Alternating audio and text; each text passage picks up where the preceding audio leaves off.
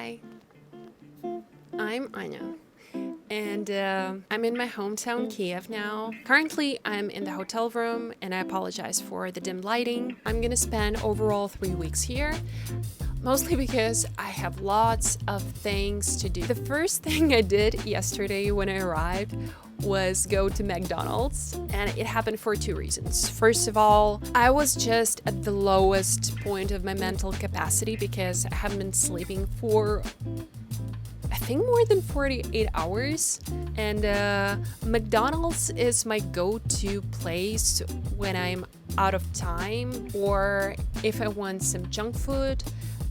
But at this point of my life, the only thing I'm eating there is either chicken McNuggets or some burger without a bun.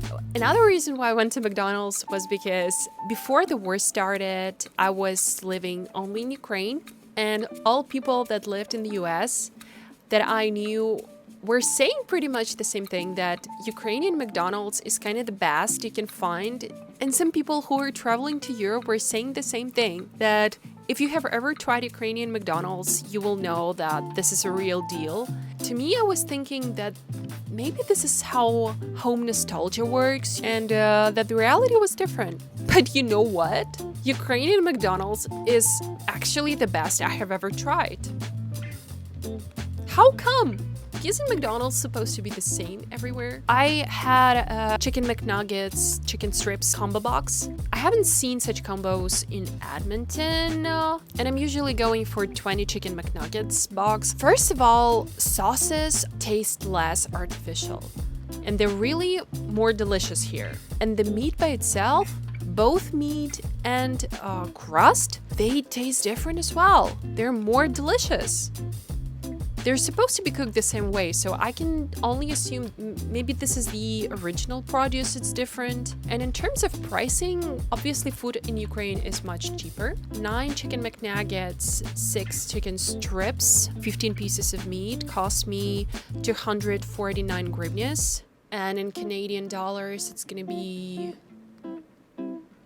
just a sec. $8.37 Canadian.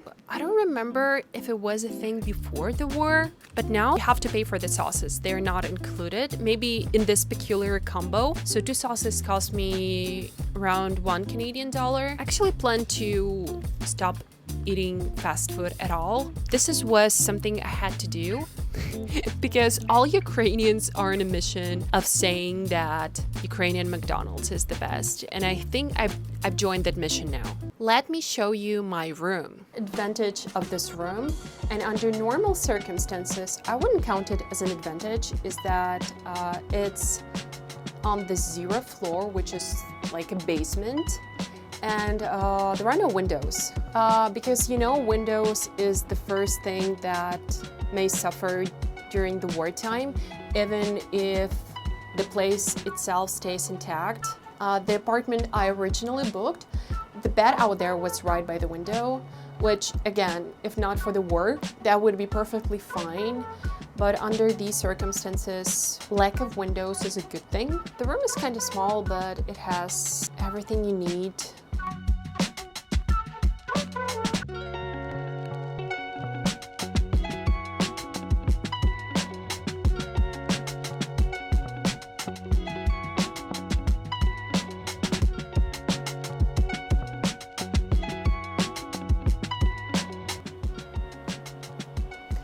Oh, the only thing is that time is always offset because of the blackouts.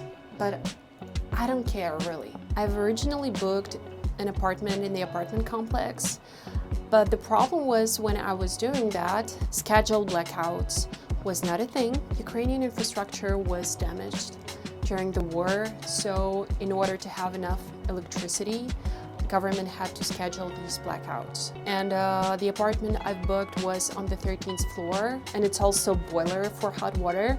And I just have so much to do over these 3 weeks, so I decided to rebook and to look for a place with a generator, which is a real deal right now. So generators are a thing that you need for your business if you want to function. When there's a blackout, everything here works except for air conditioning, which is, you know, under these circumstances, I'm fine with it. I almost didn't bring any clothes with me. All my and my husband's things are at my mom's place, and I will have to go through all of that. There are plenty of boxes, organize everything. I just don't remember what's out there when I know for a fact that all my clothes are there, and this is like top task for me today to get something washed at my mom's and get here because I just don't have almost anything to wear. The next couple of days are gonna be mostly about organizing my life. Apart from the room, I'd like to say a couple of words about the hotel I was staying at. First of all, I was having breakfast there from time to time, and it's been a pleasure to spend time there. The taste was its peculiar feature, not only in terms of food, but also in terms of how stylish the place is. Food choice has been vast, and everything was just delicious. And even though I didn't spend much time in the hotel lobby, it was a marvelous, stylish place to spend a moment.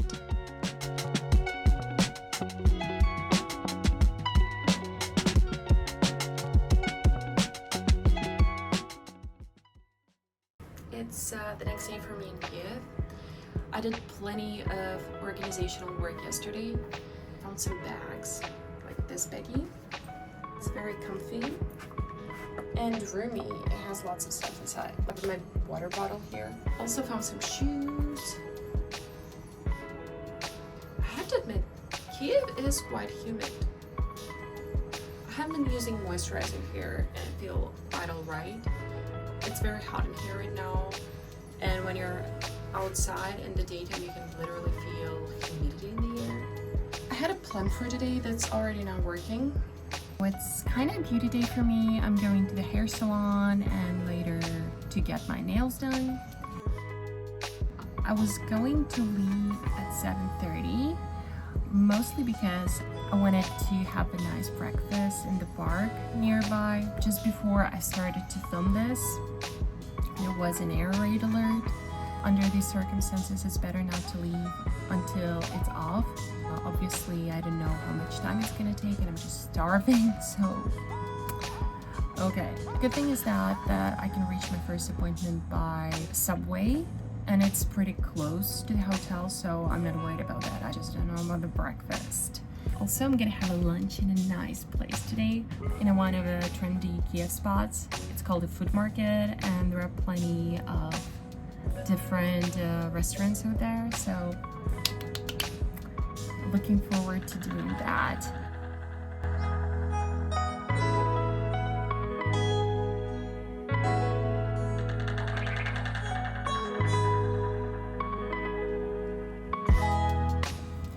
Another thing worth mentioning is that there's never been a Starbucks in Ukraine, but I stopped by one in Prague while I was waiting for my bus to Kyiv, and I asked them, can I have backpacks? Do they have those? And they were like, Увага! Відбій повітряної тривоги. Увага! Відбій повітряної тривоги. Attention! The air alert is over. May the force be with you. woo! While I was filming the raid alert is off, I can go to the back and have my lunch. Yay! Anyways, I asked them whether they had egg bites in Prague, and they asked me what those were. And I was like, there are those things in Canada and the US. And they were like, oh, like we have completely different food menu in Europe. And we don't know what egg bites are. And I was like, okay. So egg bites are not a thing here, unfortunately.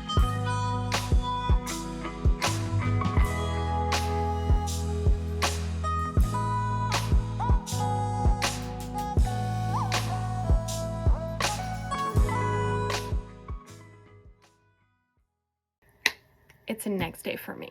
What I kind of forgot and what is kind of amazing is how many steps you can actually walk when you're just running your errands and using public transport. Yesterday, I walked more than 10,000 steps just having hair and nail salon appointment.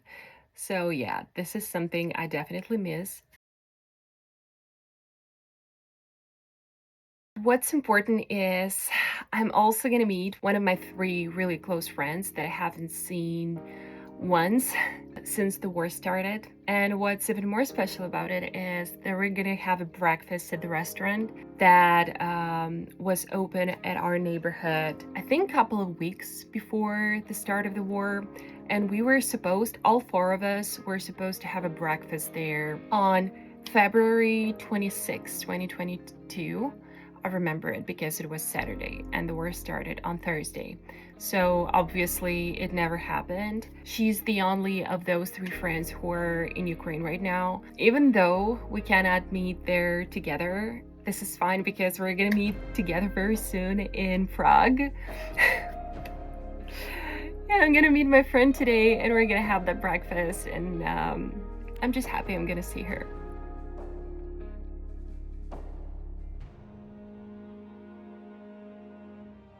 After the breakfast, we went to the place that is special to all four of us, our neighborhood park. We all spend most of our years living in the same neighborhood, and it has been heartwarming to visit this place. What is remarkable is how much this park has changed over the years, and how amazing it looks now. Also, it is great to see that even during the war, people are doing their best to live the normal life. And what is more normal than a walk in the park? I will end the vlog here. Hope you've enjoyed it. Thank you so much for watching, and please subscribe if you'd like to. Bye!